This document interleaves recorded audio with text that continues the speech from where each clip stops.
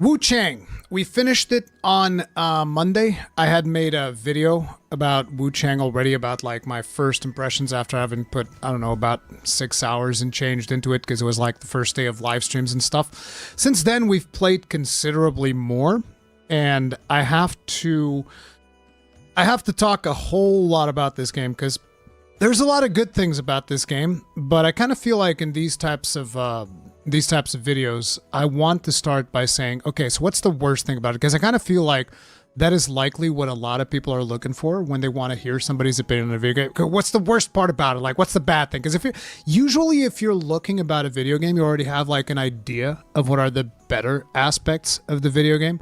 I'll also talk about some of those, but we have to start with what is the worst part of Wuchang. And I think that it's obvious. Worst part of Wuchang is that it's made in Unreal Engine 5, therefore had a lot of performance issues on release. Now, I didn't really experience all of those performance issues. I had a couple of things, but, you know, I tweaked down the shadows, which is usually what you want to do when you're struggling with the game's performance. The first thing you want to go ahead is tweak down shadows a little bit, adjust, like, potentially some upscaling or whatever, because every single video game nowadays we have to do upscaling because for some reason a lot of people are super into upscaling. Nobody wants native resolution anymore.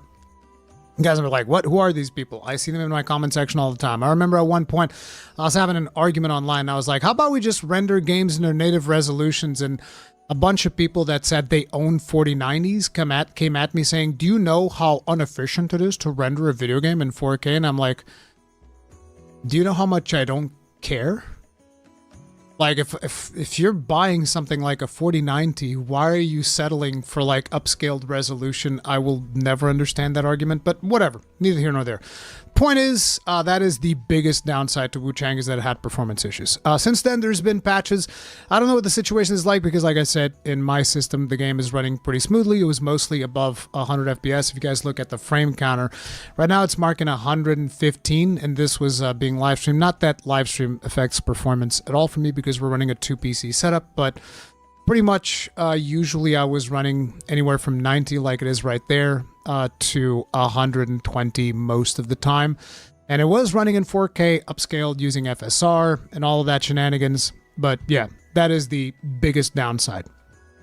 The fact that it is in UE5 and that it is it's got performance issues. So what is Wuchang? Wuchang is a Soulslike, at least in my opinion. It is a Soulslike. It is one of the more traditional Souls-like experiences, almost, because it's got that interconnected level design, which basically is also, in my opinion, one of its best features, if not the best feature of Wuchang, is its absolutely goated level design. I think that the levels interweave seamlessly in a really, really cool way that just rewards you exploring these levels and going around, and you'll always find like a different nook and cranny, and you're always going to find additional loot for going off the beaten path, and sometimes even additional whole areas. It is possible for you to miss some areas even, and that is one of those things that can be seen as a negative or a positive depending on where you're coming from. It's like if you want replayability, then there's going to be some situations where it's like you're going to say a certain dialogue choice and you're going to miss out on maybe a boss, or you're going to miss out on a different area or something like that, which gives you a chance to replay the game and then see what the game would be like if you go to that area. But I just kind of feel like the payoff for missing some of those areas, because there should always be like a give and take when it comes to those type of things.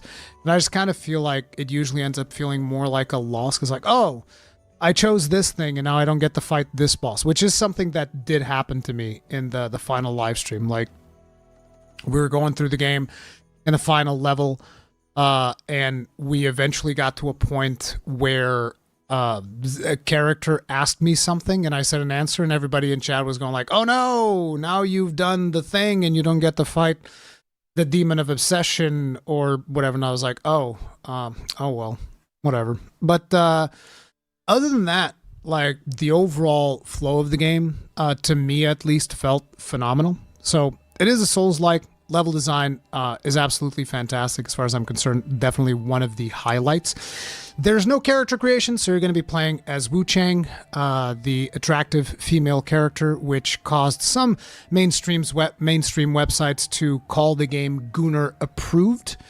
Which, sure, whatever. There's plenty of outfits that you can wear. There's also a transmog system, which I didn't really make use of, but you can transmog the character to look whichever way you prefer. I thought the game was real fun when it comes to that stuff. Now, another thing is one of the main mechanics of the game, which is skyborn might. If you notice there on the bottom left-hand side, you can see over here these little feathers.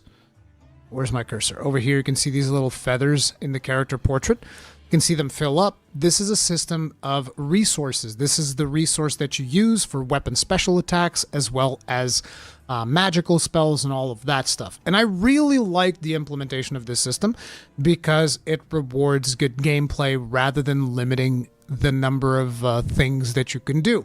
So in traditional Souls games, you'll usually have like, a mana gauge or a certain number of times that you can cast a spell, and then you'll have like consumables that'll let you, eke out a little bit more from your character in order to be able to cast that spell more often or whatever. But there's always limitations in terms of spell casting and special abilities and all of that through your mana gauge.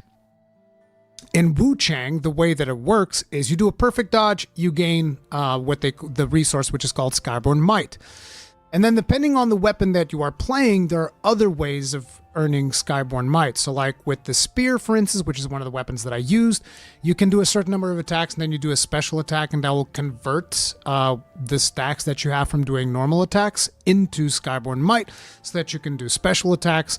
If you have the one-handed sword, which is another weapon I played, you're just passively gaining Skyborn Might, and you can also gain Skyborn Might for landing regular attacks. If you're using something like the axe, if you hit the third hit of an attack combo, then you can also get additional Skyborn Might. And other weapons will have different mechanics for you to gain Skyborn Might, but everything is kind of like around the Skyborn Might system. And I really like that because it basically allows you to play a spellcaster and just enjoy spellcasting freely, as opposed to, oh, I'm not really a spellcaster. I have really powerful spells, but most of the time I'm just swinging a weak sword around that also happens to deal magic damage, right? So that to me was a ton of fun. I really liked the Skyborn Might system, and that caused me to even play a magic build. And then eventually, we started the game off playing as a magic build, which was a ton of fun. But eventually we found what is essentially a gun lance, which is a spear that had an explosive attack. And I just kind of like respec my whole build around it, which, by the way, what you're seeing on screen right now is a massive skill tree that this game has.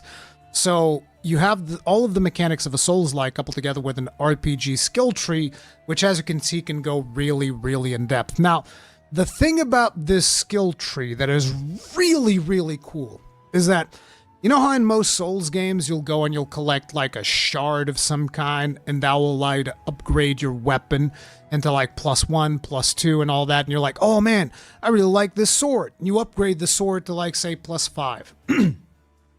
Then you play the game for 30 minutes and you're like, oh man, I found another really cool sword. And you're like, oh, but I've already upgraded this other one to +5, and it's going to be a waste of materials to upgrade the other sword. And then, 30 minutes later, you can find a new one, and that's going to be a whole thing. So the way that Wuchang does it, in my opinion, is just like, mwah, chef's kiss. So you get a material which is like these feathers, which for all intents and purposes, you might as well call them like Titanite shards, right?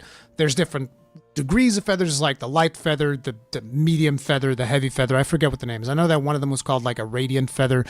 And then there's like a lustrous feather and all of that. But you're going to be finding these materials as you play the game. And let's say, for instance, you really like two-handed axes. So you're going to the two-handed axes tree, and you're going to go like to the part where it's got like the +1 to upgrade. That's in your skill tree. And you put the feather on there. And you're just like, oh, I'm going to put 3 feathers in this one. And boom, now your axe is +3. Fantastic. You play the game for 30 minutes, pick up another axe. And you're like, oh, but I upgraded the other one. No! you upgraded the axe skill tree. Therefore, all two-handed axes are +3 forever. So any two-handed axe that you pick up is a weapon that you can instantly use. And it's like that for every weapon. And that's not even the best part. The best part is you can freely respec the tree at any time and you get the resources back. So all of those Titanite shards that you just put into two-handed axes, you get halfway into the game and you're like, you know what? I'm actually not feeling axes. I want to play dual blades. I forget if it's called dual blades or dual wields or dual swords, whatever. Duels. I want to play duels. You respec, you get all of your upgrade materials back, you put those into the duels tree, and now all of your dual weapons are at +5 or however much you were before. So you never lose progress. You can swap weapons whenever you want. It is absolutely phenomenal when it comes to that stuff. And the skill tree itself also has other things that you're putting in, like you're getting all of your passive stuff, so like strength, agility, stuff like that. You're getting that. All of your upgrades to like potions, you get all of that in the tree as well. All of your upgrades to the skyborn system, all of that's in the tree. And at any given point in time, you can respec it to better suit a build. So I didn't change builds that much once I got to the gunlance part. But we started the game, even though I started with magic, we actually started with two-handed axe at the very beginning. Then I swapped the spear, played spear a little bit. Then we swapped to magic. Then we played magic for a huge chunk. And then eventually we swapped back to spear when we found what was essentially a gun lance equivalent. And I was just playing that forever. And just the flexibility of the system where I was constantly respecing and trying out different things. And even in between bosses, when I was playing the magic build, for instance, I fought this boss, which was really resilient to magic. And I was like, oh, this is going to be really tough. No, I just went in and I respect. Okay, now instead of magic, we're doing feathering, which is like a different form of magic. And we were just like running around with feathering spells, doing corruption damage and whatnot. And it was great.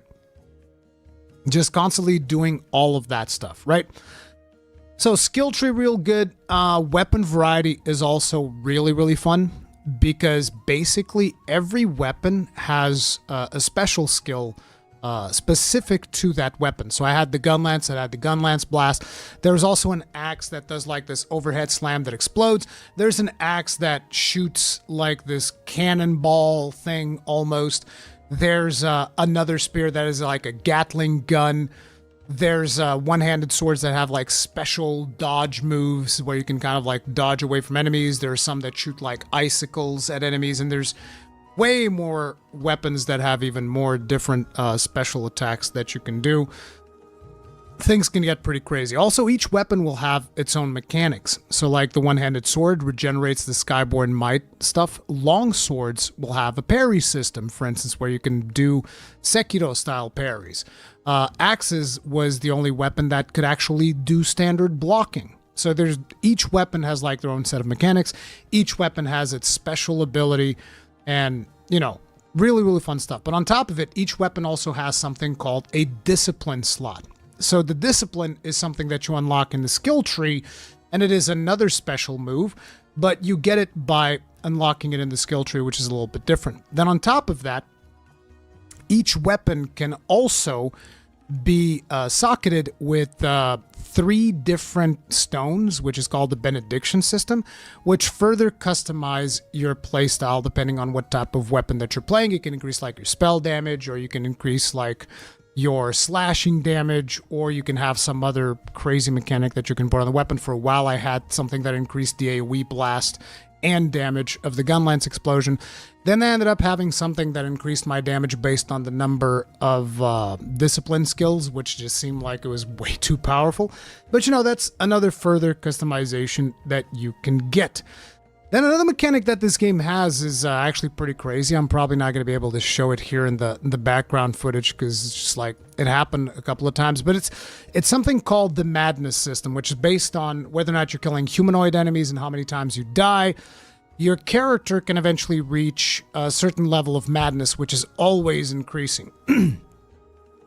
And madness, what it does is you deal more damage, but you take more damage. But when you max out madness, if you die, you then, when you go to try and collect your souls, an entity will appear to try and kill you. And if it kills you, you lose your souls. If you kill it, it resets your madness. But it's an interesting system that caught me off guard a couple of times. And there's also a system that allows you like, hey, I'm really good at the game, therefore I don't mind if I take more damage, because that way I can just, you know, deal more damage to the boss because the boss is not hitting me anyway.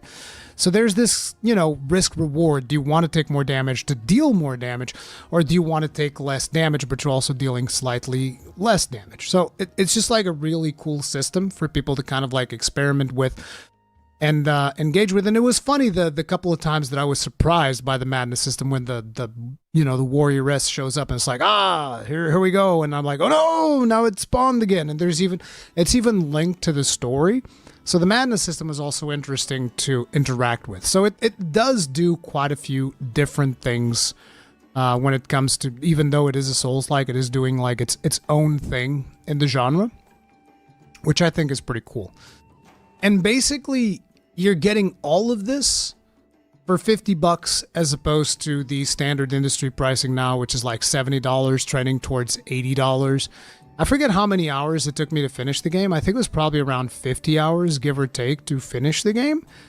And that's without me doing any New Game Plus shenanigans, because there's still a New Game Plus system for you to explore with more weapons and all of that stuff, which I didn't even engage with in this one yet. But it was a ton of fun. I do recommend it. I think that Wuchang is a really good game, and I particularly think that it's important for us to support games within this price range, given the industry trend of just like, let's make everything more expensive. $70, $80, all that. For 50 bones, what you're getting with Wuchang is pretty good, so long as you can run it.